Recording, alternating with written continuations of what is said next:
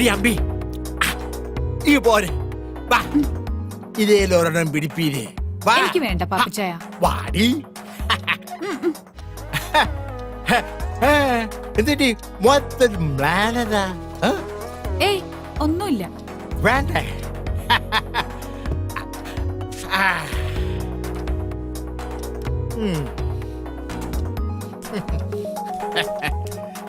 പാപ്പച്ചായൻ എന്നെ എന്നാ വിളിച്ചേ?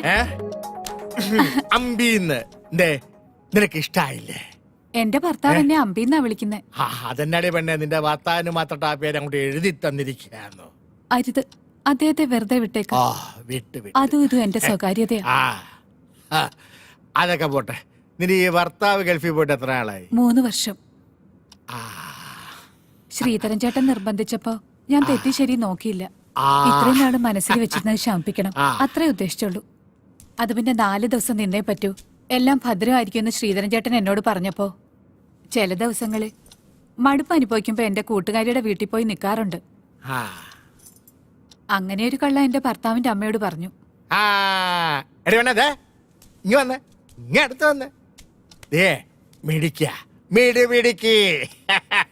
ഞാൻ എത്രാമത്തെയാ പാപ്പച്ചായന്റെ ലിസ്റ്റിൽ? ഇതിന്റെയൊക്കെ ലിസ്റ്റ് ആരും നോക്കുന്നു? കള്ള. നീ അപ്പൊ പോയല്ലേ? അതെ, ഉച്ചയ്ക്ക് മുന്നേ വീട്ടിലെത്തണം, അല്ലെങ്കിൽ ഞാൻ പാപ്പച്ചായന്റെ കൂടെ വരേണ്ടി വരും.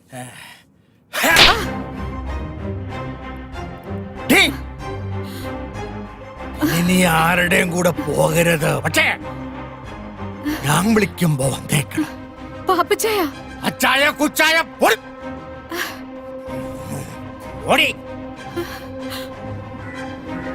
രാജേഷേ, ആ പാലാ പാപ്പച്ചന്റെ റൂമിലേക്ക് ഒരു ഫിഷ് കറി മീൽസ് വേഗം കൊടുത്തേരെ.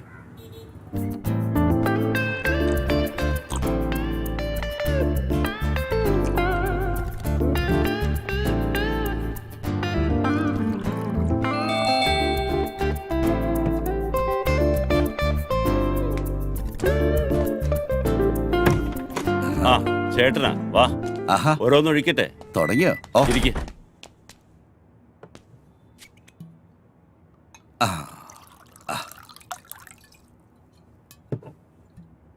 ഞാൻ ശ്രീധരേട്ടനോടൊരു കാര്യം ചോദിച്ചോട്ടെ? പല പ്രാവശ്യം ചോദിക്കണമെന്ന് തോന്നിയിട്ടുള്ളതാ. ചോദിച്ചോ. ഈ കൂട്ടിക്കൊടുക്കുന്നതില് എന്തെങ്കിലും കുറ്റബോധമുണ്ടോ?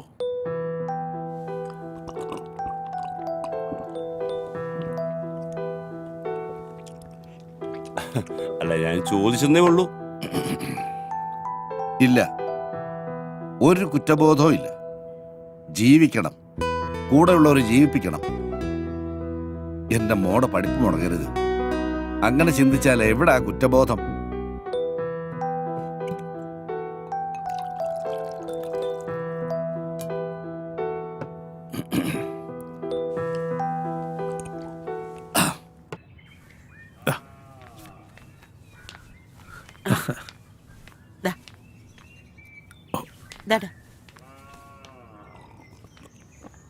ഈ കല്യാണം എന്നൊക്കെ പറഞ്ഞ ഒരു സമയവാ, അത് അതിന്റെ സമയത്ത് നടക്കത്തുള്ളൂ അല്ലെ? കുറിപ്പ് എനിക്കിട്ടൊന്ന് താങ്ങിയതാണല്ലോ. എന്റെ പൊന്നു തമ്പുരാനെ, അങ്ങനെ കരുതല്ലേ. ജോത്സ്യപ്രകാരം അങ്ങനെ ഒരു ചൊല്ലുണ്ടല്ലോ, അതുകൊണ്ട് പറഞ്ഞതാ. അത് പറഞ്ഞപ്പോഴാ ഓർത്തത്, നമുക്കൊരു ജോത്സ്യനെ കാണണ്ടേ ഭദ്ര? അവനിങ്ങി വരട്ടെ ചേച്ചി, നമുക്ക് നോക്കാം. അല്ല, വിഷ്ണു കുഞ്ഞ് ബോംബെയിലെ കോൾഗേറ്റ് കമ്പനിയുടെ മാനേജർ അല്ലേ? അതിന് പറ്റിയ പെമ്പിള്ളാരെ ആരെങ്കിലും ആലോചിച്ചാ അവർക്ക് ഈ പട്ടിക്കാട് വല്ലതും ഇഷ്ടപ്പെടുവോ? എന്റെ തമ്പുരാനെ, ഈ ഇല്ലൊക്കെ അങ്ങോട്ട് വിറ്റിട്ട് വല്ല ടൗണിലും പോയി നല്ല വീടെടുത്ത് അങ്ങോട്ട് താമസിക്കും. എനിക്ക് ഇതൊക്കെ മതിയടോ. അയ്യോ, അവന്റെ കാര്യമല്ലേ, അവൻ വരട്ടെ, നോക്കാം. എന്നാ പിന്നെ ഞാനങ്ങോട്ട്. ശരി.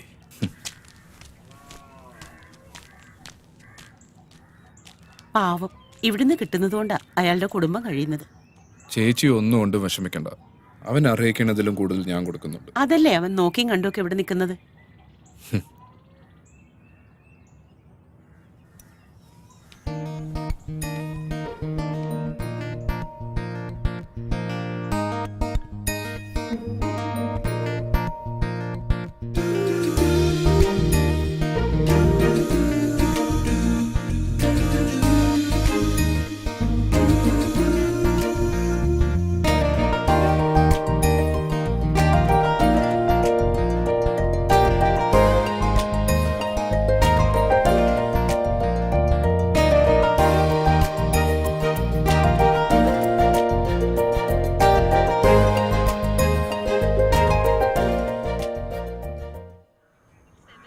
എന്താ സീതര പ്രോഗ്രാം? ഒരു ചെറിയ കേസ് കേട്ടുണ്ട്. ചെറുക്കനും പെണ്ണും സ്നേഹത്തിലാ. ആ. നമ്മളെ ഇടനില നിന്ന് സ്ത്രീധനം ഉറപ്പിച്ചു കൊടുത്താൽ മതി. പക്ഷെ ഇപ്പൊ സ്നേഹത്തിനൊന്നും വിലയില്ലല്ലോ. കാലത്തിന്റെ പോക്ക് അങ്ങനെയല്ലേ? അത് സത്യമാണാ പറഞ്ഞത്. ഈ ബീറോ വന്നതുകൊണ്ട് നിങ്ങൾക്കൊരടിയായല്ലേ? അങ്ങനെയും പറയാം. അറിയാവുന്ന തൊഴിലല്ലേ ചെയ്യാൻ പറ്റൂ. എടാ സീതര, ഉം. എങ്ങനെയാണ് നിന്റെ പോലീസിന് ജോലി പോയത്? അതൊക്കെ വലിയ കഥയാ, പിന്നെ പറയാം. ഓ,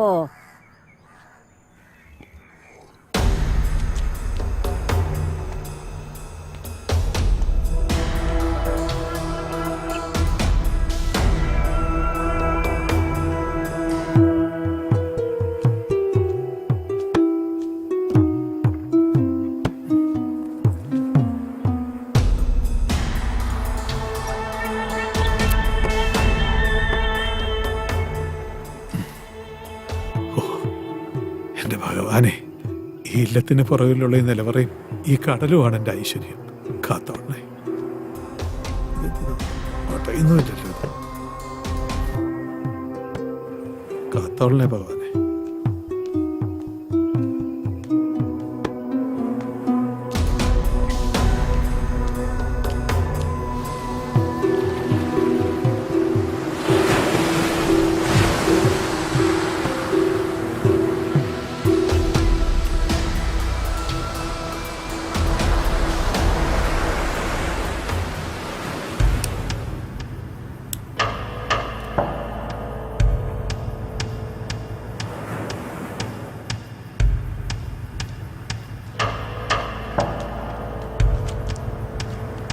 മുതലാളി, ആ എടോ കുറുപ്പേ, എന്തോ?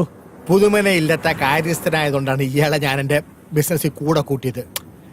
ഏതാ എടോ, എന്റെ ബിസിനസ്സിന് പറ്റി ഇതുപോലൊരു സ്ഥലം കേരളത്തിൽ വേറെ ഇല്ല. ശരിയാ മുതലാളി. കടൽ തീരത്തിന്റെ സമീപം നിൽക്കുന്ന ഇല്ലം. ഇടവരാ ഇല്ലം വിറ്റിരുന്നെങ്കിൽ ഞാൻ അതിനെ പൊളിച്ചു കോപ്പിൽ റിസോർട്ട് ഉണ്ടാക്കിയനെ. ഏതാ? ഓ, അവരതൊന്നും വിൽക്കത്തില്ലെന്നേ. അയാളുടെ പൂത്ത പണമല്ലയോ. പിന്നെ ഞാനിപ്പോ ഇവിടെ ഉണ്ടല്ലോ, നമുക്ക് ഇങ്ങനെ ഈ ബിസിനസ് അങ്ങ് ചെയ്യാന്നേ. എടോ, ഓ. ഇത് നമുക്ക് കിട്ടിയതിൽ വെച്ച് ഏറ്റവും വലിയ കച്ചവടാ. ദേ, സൂക്ഷിച്ച് കൈകാര്യം ചെയ്യണം. ഉറപ്പായിട്ടും. ആ, അപ്പൊ കുറുപ്പ് പോയിക്കോ. ഓ, ആയിക്കോട്ടെ മുതലാളി.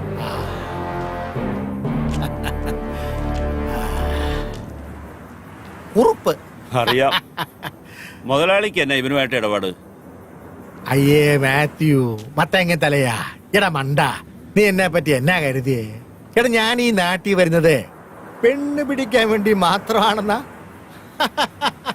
മണ്ട, എടാ, നമ്മുടെ മൂന്നാറിലെ എസ്റ്റേറ്റിന്നെ ഞാനേ ആ ബ്രൗൺ ഷുഗർ ഇങ്ങോട്ട് കൊണ്ടുവരും. അതെ, ഇപ്പൊ പോയില്ലേ കൃഷ്ണക്കുറുപ്പ്, അവന്റെ കയ്യിലോട്ട് അങ്ങോട്ട് കൊടുക്കും.